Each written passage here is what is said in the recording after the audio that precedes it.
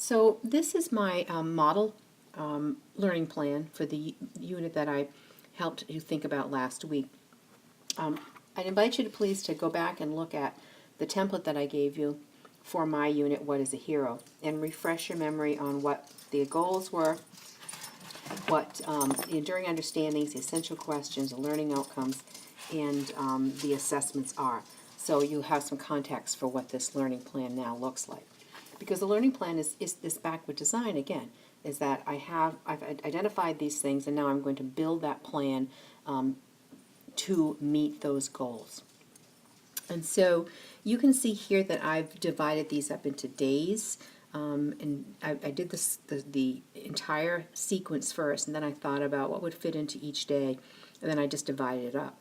It may be that I need more time, but for now, this is the way that I'm thinking of how this will work. You can use the calendar that I provided to you in the excerpt from Understanding by Design. In fact, that calendar really sort of replicates a planning book, either an electronic planning book or a paper planning book, where you would have each period's outline or thumbnail sketch of the activities of that day. And that would be that's a good thing to have, because if you're out and a sub comes in, at least the sub would be able to look and see what you had planned for that day.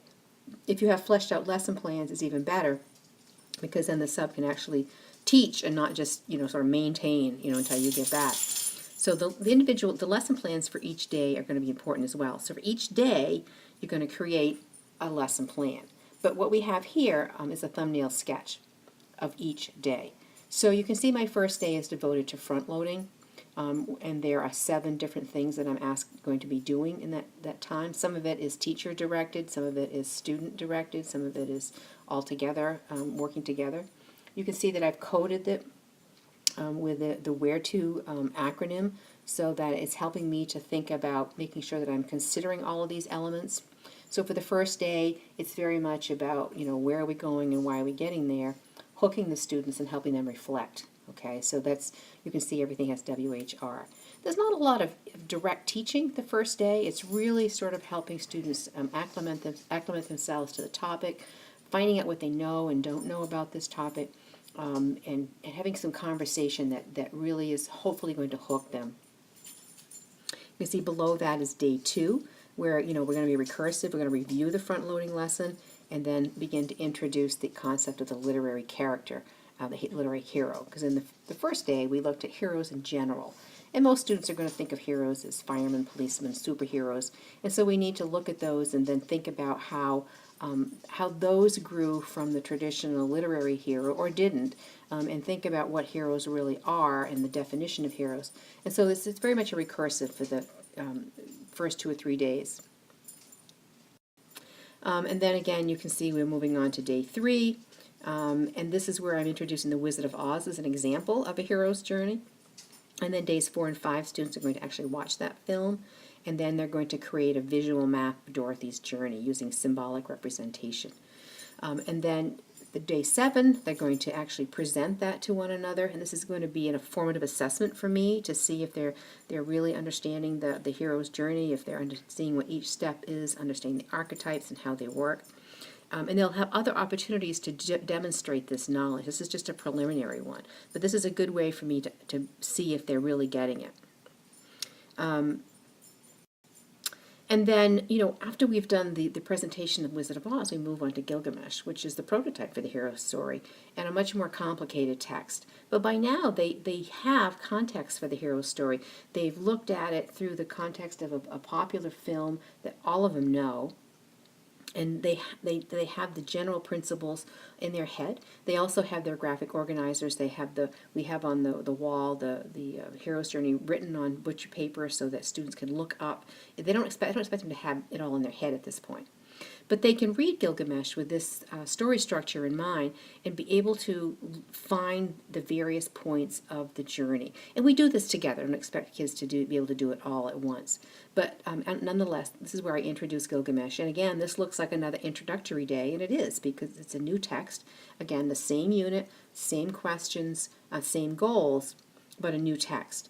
So using multiple texts to help students get to a point, and this is not just for ELA courses, this is science and math and social studies, art, any of those courses, multiple texts, multiple modalities of getting students to learning is important.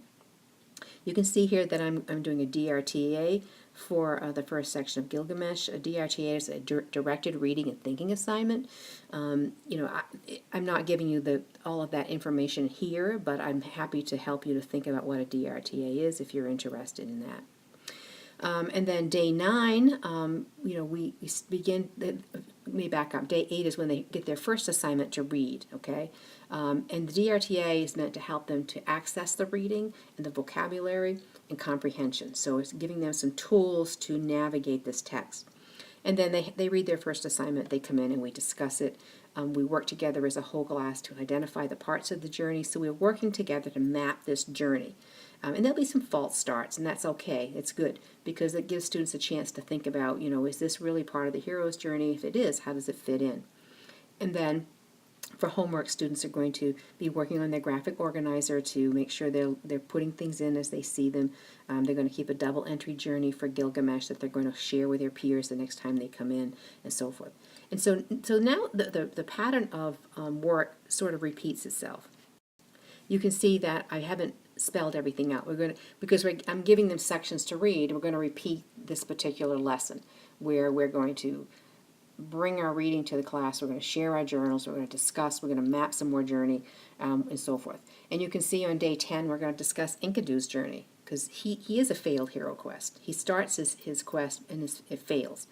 And I want kids to understand that this is an archetype, and this is not archetype, but this is a style or pattern in literature too, that sometimes the hero's journey begins, but then it fails. And then in day 11, we're going to look at the flood story. Gilgamesh has one of many flood stories from that particular time frame.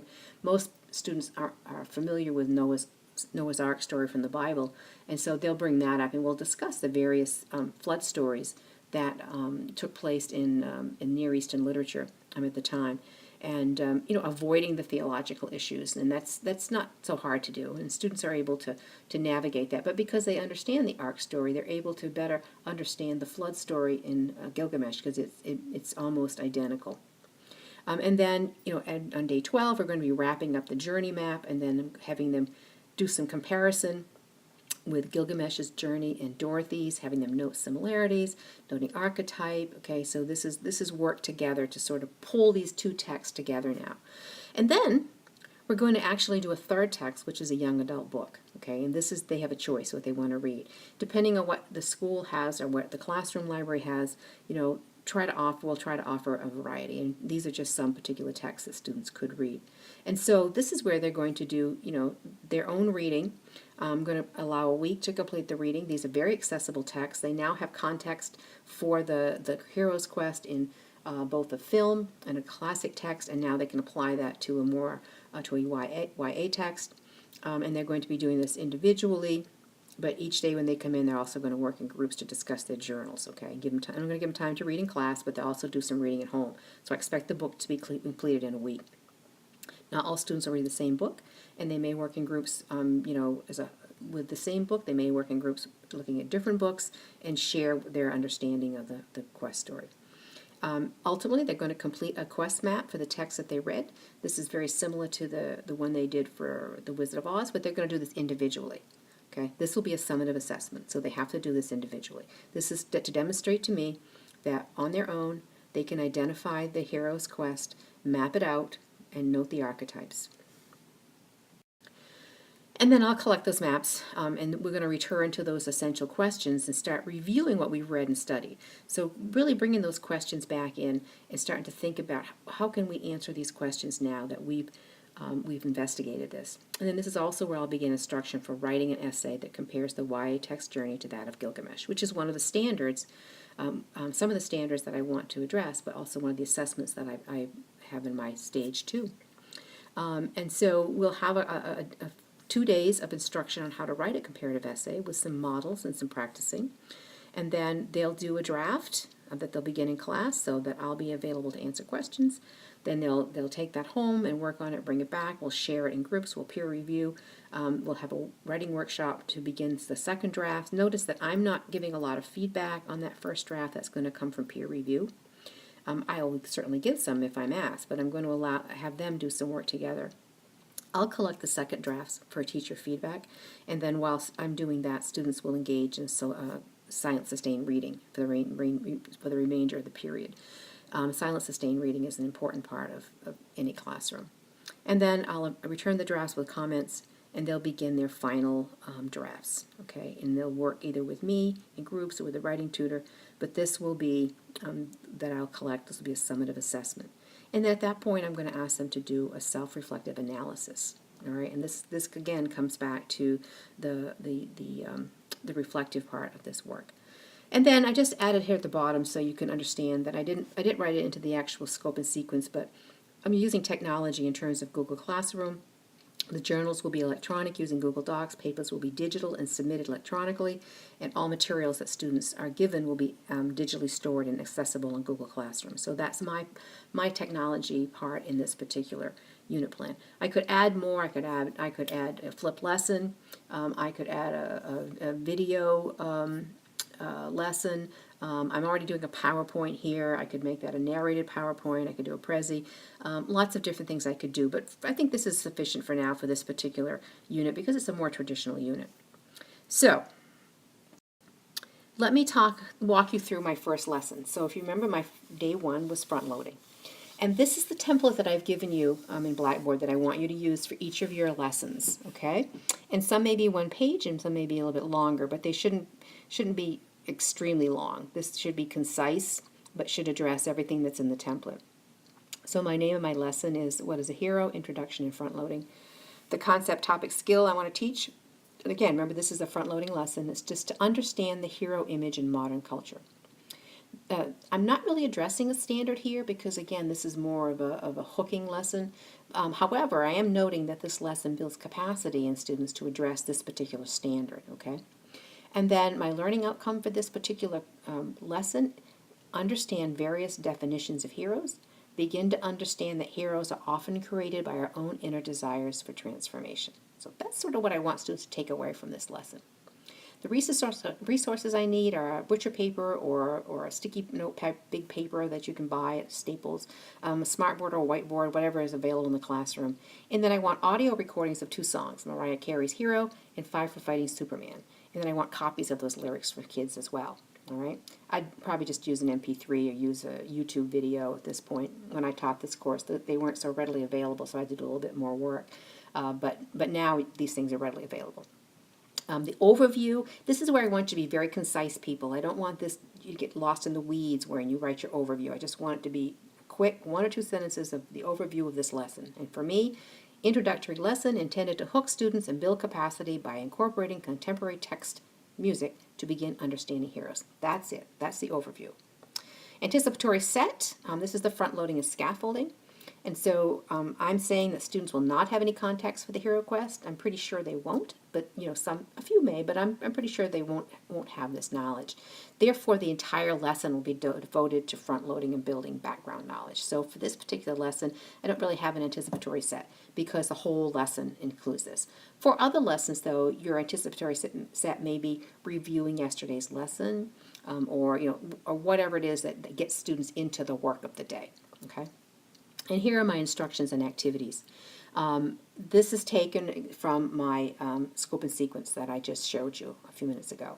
I was pretty detailed in the first lesson when I wrote that scope and sequence, so I didn't need to add an awful lot to it. You may be more detailed than I am in some places and less detailed than others. I know that if I look at day 15, I have very little detail, and so when I create my lesson plan for that day, I'm going to have to really flesh it out. But for this one, I was able to pretty much just cut and paste what I had down there because I had already kind of gone overboard and putting the detail in.